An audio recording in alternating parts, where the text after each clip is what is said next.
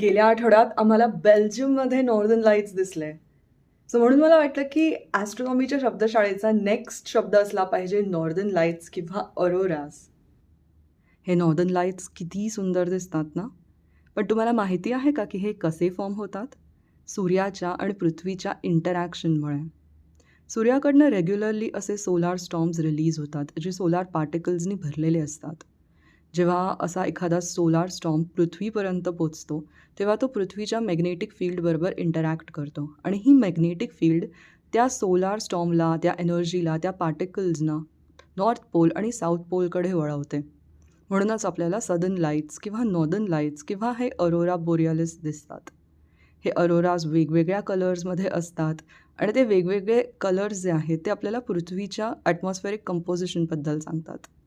हे किती सुंदर दिसतात ना? मी अरोराजना माझ्या आयुष्यात 3 वेळा बघितला आहे. तुम्हाला पण बघायचं आहे का? कमेंटमध्ये नक्की सांगा.